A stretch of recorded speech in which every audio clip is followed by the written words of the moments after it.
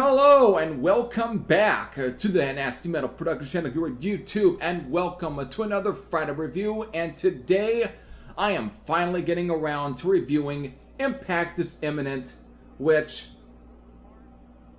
I guess kind of sounds like another album title from some thrash metal band that Gary Holt from Slayer was in. Sarcasm.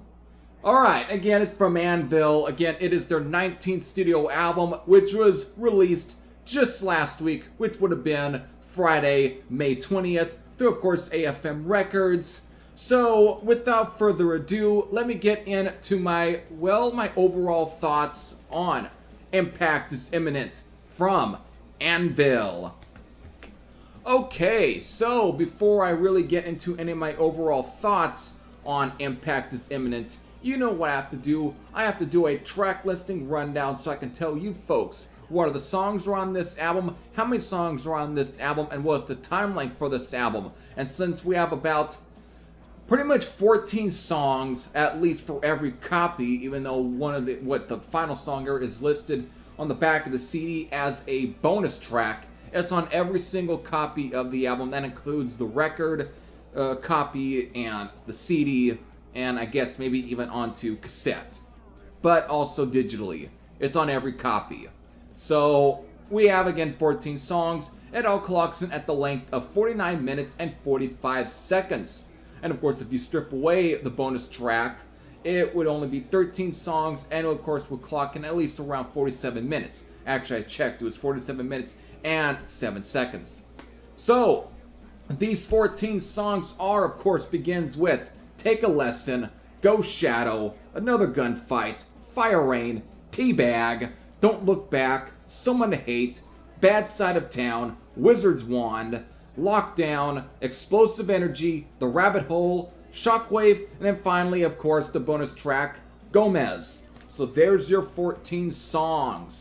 Now, if you have been familiar with me and Anvil on, of course, this channel, you know I am definitely a big fan of these guys. And I've always been. I caught them live firsthand in 2019 on the Pounding the Pavement tour here in Fresno, California at the Fulton 55. And since then, I mean, I've known about them for years. It's just that after then, it was just one of my favorite nights of that year, and one of my favorite concerts. I just, again, I guess to take a title from one of these songs, it was explosive energy from beginning to end, and that's something you always will expect from Anvil, because they pretty much lived by half of the names on these titles for years, basically. Again, Lips, of course, again, Steve Kudlow has always been one of the most, whether you agree with him or not, he's always he just shoots from the hip every time. You may not agree with him, you may disagree with him, but again, that's just who he is. And a lot of these songs tends to really reflect his overall personal thoughts most times. So whether or not you're going to agree with these songs, especially the lyrics, as again, is very subjective, I guess you could say. But again, the one thing you can't take away is that they are always bringing at least their game every time. So, with that said, as far as my overall thoughts when it comes to some of the more previous Anvil albums, again, probably since This Is 13 from 2007. Again, I felt like they've been on a big roll, even though you can argue that probably since, let's say, some of the albums from the 2000s, for an example, probably like Still Going Strong and Back to Basics, they definitely have been a lot more solid, even more consistent than before. But ever since with like This Is 13, of course, and Juggernaut of Justice, and of course some of my other albums since, like Anvil is Anvil and Pounding the Pavement, they've just been a lot more real consistent, and I haven't really disliked an album to begin with. And I guess there have been some albums though within there that I haven't been a huge fan of. That of course includes albums like Hope and Hell, which again followed Juggernaut of Justice and of course came before Anvil is Anvil. Now, to also bring up the previous album, Legal at Last, kind of almost kind of fits into that. Let's just say. I mean, I don't think Legal at Last was a terrible record, but I don't think it was nearly their strongest effort, because compared to Pounding the Pavement, I thought they really brought a lot more excitement back to even more of the music. It's like everything was more hookier, more catchier. Again, it just had more, a lot more energy to the songs. And I think that kind of lacked a little bit on Legal at Last. I think it's like, yes, there was some heavy songs on there, a lot heavier, but at the same time, I think it lacked a little bit of the hooks. Because again, if you listen to the more classic Anvil albums, whether it be, Metal on Metal, Forged in Fire, they were heavy, but they had at least something to them, even like Worth the Wait or Pound for Pound, or some of those albums. They definitely had at least something to them, or absolutely no alternative. There was just something there that at least grabbed you. Not so much on Legal at Last. And I don't really care whether or not the message was marijuana. I just more so cared about whether or not the songs had a little bit to them. Not a whole lot there.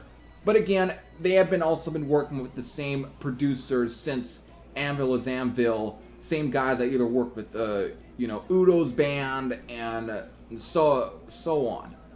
But to finally get into Impact is Imminent, just upon first listen, because I actually had received this a day before it was actually released.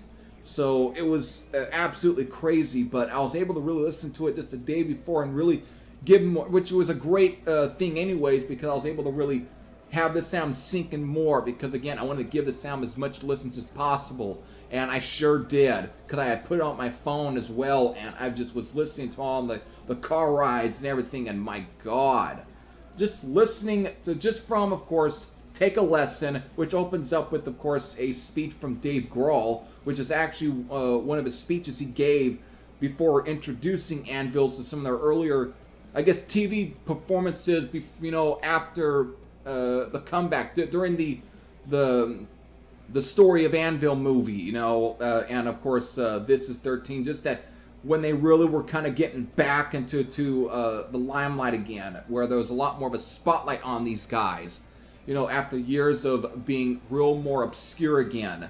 It's like they basically, it seemed like they kind of fell off the face of the earth in a way, and the whole This is 13 album, and of course the Story of Anvil film, it just really kind of re-sparked a lot of the the press for them. It really it gave them a much more of a bigger jolt of in terms of fame in a way. I wouldn't say famous, but it gave them some notoriety again, and it actually gave them some TV performances. And again, Dave Grohl actually of Foo Fighters and Nirvana actually had introduced them, and since he was a fan of Anvil, so that's what it opens up. And pretty much the song in itself, I mean, it definitely has that metal on metal characteristics and its overall beat and pacing. But again, the lyrics and everything of this song is, again, very much true to Steve Kudlow's overall statements and his just overall attitude towards the music industry and stuff, and to its audience. It's a message in a way. Again, won't you take a lesson from me, and don't you turn your back on me? Those lines are the biggest thing that sticks to me from this entire song. It's like, again, this is just an overall biography of the ups and downs of Anvil's career, and the fact that it's a testament to still the audience that they were still able to keep even during the dip in the 1980s, since of course going on to the 90s, where they were just back to being more underground and more obscure and not really back in the limelight they were. I mean, freaking Steve Kudlow was even on a front cover of Sounds and even Kerrang! Magazine, which also sport guys at some point, David Coverdale and Angus Young and any of those classic, like Ozzy and Tony Iommi, and those just more bigger giants. And he was at one point was even featured again on the magazines. So again, the fact for going on from that kind of fame to, of course, then dipping because of whatever there was an issue between him and Attic Records in Canada, and of course going on to Metal Blade, which was still relatively kind of underground still in the 1980s. They weren't nearly as prominent as they are now. So kind of going from there to those kind of labels and not getting a lot of the bigger paychecks and not getting the right kind of promotion again, it really kind of hurt the overall fame a bit of these guys. It hurt their royalties, almost in a way. It really did. And their impact on the just overall scene. They weren't nearly as big as they should have been, in a way. So it was, again, it really still kind of, again, Steve still can't really get over a lot of that. And you really feel that his overall opinions, and of course take a lesson. But going from there, I mean, what you get with the Anvil album, again, you get a lot of, again, as far as its tempos, you get the more mid-paced ones, and you get a lot more fast ones. Again, the mid-tempo ones being, like Take a Lesson, Fire Rain, which is a great, fun, small rocker, Don't Look Back, I guess also like Explosive Energy. These songs are definitely more mid-tempo kind of songs, and they're just straight up great rockers in their own right, too. But, of course, you get your faster ones like Ghost Shadow and, I guess even throw in Teabag, which is the only instrumental, I guess if you count the song Gomez, which is basically the same thing as Teabag. It's the same track. The only difference is instead of the band shouting Teabag, they're shouting Gomez. And there's horns added into it because, again, it's a swing-style kind of song, very jazzy, which is not the first time. Was it Swing Thing off of Juggernaut of Justice? So, and of course, even Warming Up off of Pounding the Pavement, so they have really been playing around that kind of tempo since, of course, Juggernaut of Justice. And, of course, again, also Bad Side of Town, and, of course, The Rabbit Hole, which is, again, more of a political kind of song, which we've come to pretty much, I guess, expect from Anvil since probably, the 90s or the 2000s he's been playing around, but it really got more and more out there with, of course, even more upfront, and like Anvil is Anvil, and of course Pounding the Pavement and Legal at Last. Even though we kind of toned it down a little bit on Pounding the Pavement, it just was even more in your face on like Legal at Last. And this album, though, he really kind of toned down a little bit again. He kind of tones it down. It's, again, a little similar to like Pounding the Pavement here. But again, The Rabbit Hole is one of the real sort of straight up kind of in-your-face political songs, along with probably Another Gunfight, which again kind of goes along with the same kind of topics of like gun control off of Anvil is Anvil in a way, though not nearly. I don't know whether or not if it's the pro gun control on Another Gunfight, but it definitely seems to deal with the same kind of themes. Of course, now since we've had another shooting in Texas recently. Once again, these kind of songs somehow end up still staying relevant, I guess. Don't try and pin me down to whatever my beliefs are in the political world to this. It's just that, again, the fact that these songs, that he still writes it and there's still shit like that still happens, it kind of almost keeps things relevant again, in a way, and in a very scary kind of way. So that's where I'm going to leave it there. But also, you do get at least some slower songs. I have kind of like almost Black Sabbath-y kind of stuff, but also mostly reminded me at times, let's say, some stuff from Leslie West's like Mountain, which kind of comes true for like Wizard's Wand or Shockwave. These ones kind of come off a little more like Mountain-like than, let's say, Sabbath, like with Another Gunfight, which has more of the Black Sabbath kind of feel going on to it. But they're really they are the only real. Oh yeah, Lockdown kind of falls in that as well. So, and Lockdown is actually the COVID song, actually, because this song, I think most of these songs were being recorded and worked on during, of course, the in 2020 when COVID got real. Again, what was becoming even bigger and bigger. During where everyone's really starting to lock down a lot of the cities.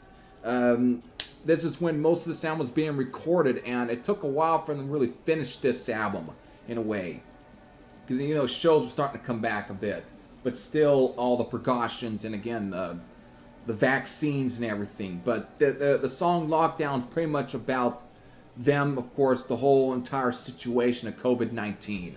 So there's that. So not really a political song, but more of kind of a bit of in the moment kind of song, something like a moment in time kind of song in a way, because it is going to become a moment in time. COVID-19 is going to become a very remembered moment in time. So it's less political and more just something that really is just one of those big events that happens in history kind of song. That's why I take it. But either way, besides all the tempos and everything, the one thing that I think is a real good boost for the sound compared to like Legal at Last is that everything's a lot more energetic. There's a lot more oomph behind the sound. A lot of the songs are very catchy. They got hooks to them. They're a lot more memorable, and I just really can get. It's one of the things that really kept having me come back to this album. You know, it's like where I feel a lot more energized after listening to this album in a way. I mean, it's very much the same way I felt towards Pounding the Pavement. So, in a way, I feel this is a really good successor to Pounding the Pavement than like Legal at Last. So it's like this album is like the almost like the brother to Pounding the Pavement. It's just again a very similar kind of album, but it has its own little mystique to it, its own character to it, but it still has the same kind of edge that an album like Pounding the Pavement had. So I think this is a really good successor to Pounding the Pavement. Whether or not it's as good as Pounding the Pavement is at times, I guess you can say, is a little bit subjective, but that's the way that I feel. I think it's definitely a good successor and a much better follow-up to Pounding the Pavement than like Legal at Last is. Now there are some people I know that really love Legal at Last, but I'm one of those that really didn't much care for it the way that I should have. You know, it was just an alright album in its own right. But again, Pounding the Pavement was an album that just really kind of, it was such a good album in my opinion. So Impact is Imminent, I think, is a really good successor, and I think I just enjoy this one a lot more. So there's really nothing here that I can't say that is bad at all. And I forgot my notebook because I got some songs written down here real quick. Because again, there's at least 10 songs on this album that I really dig a lot on here. Again, from like Take a Lesson, Go Shout, which again really kind of recalls the heaviness of like Forged in Fire, any of those kind of classic songs. Fire Rain, again, Teabag, Don't Look Back, Bad Side of Town, Wizard's Wand, Explosive Energy, The Rabbit Hole, and Shockwave are really some of my favorite songs off of this one. Again, of some of the slower ones, though, Shockwave is the one that really kind of does something for me. It's a real solid song from beginning to end. Again, I do dig songs like Another Gunfight and Lockdown and, and Someone to Hate, but to me, the ones I picked out are the ones that really stick out the best to me, that really make it for me with this album. Whereas with like Legal at Last, there was only a couple of songs there that really kind of did something for me. And I re-gave that album, or gave that one a re-listen, and again, my opinions still ring true about Legal at Last, though not as true as when I reviewed it, because I had a much earlier opinion of that album, but since then, that whole entire opinion had changed, and now I pretty much feel that it wasn't nearly as strong as I think it should have been. But who knows whether or not I'm going to think the same about Impact is Imminent after doing this review, but I've gave this one so many listens that I think my opinions are probably going to end up staying the same. So there it is. So that's pretty much where I'm going to end it here. Again, even I think the production on here is even better than on like Legal at Last, and I think even Lips sounds way better here on than compared to like Legal at Last. He sounds probably just as good as he did on like Pounding the Pavement and Anvil is Anvil. So that's pretty much where I'm at. So there it is, folks. There's my overall honest thoughts on, of course, the 19th studio album from Anvil, Impact is Imminent, and my rating for this album is a 9.75 out of 10. It's a really solid album from beginning to end. I know this is a little bit of a longer video than usually, longer review, but again, just getting in my overall thoughts in as much as possible. So there it is. Again, it's been out since Friday, May 20th. So if you have at least picked up this album, and if you have listened to this album, if you have any thoughts for this album, whether it be positive or negative, you can leave them in the comment section below. But if you haven't checked this album yet, I think it's still a good album, especially if you are a fan of Anvil. If you're not going to like this album. But if you are a fan and you still haven't checked it out, I think it's a good album, and I think you probably should check it out. So there it is. Hope all of you enjoyed. I'm looking forward to, of course, catching Anvil this July, on July the 8th at the Fulton 55 here in Fresno, California. So with that, I hope all of you enjoyed. This is Heavy Thrash saying I'm out, and I'll see you all later. Take care, everyone.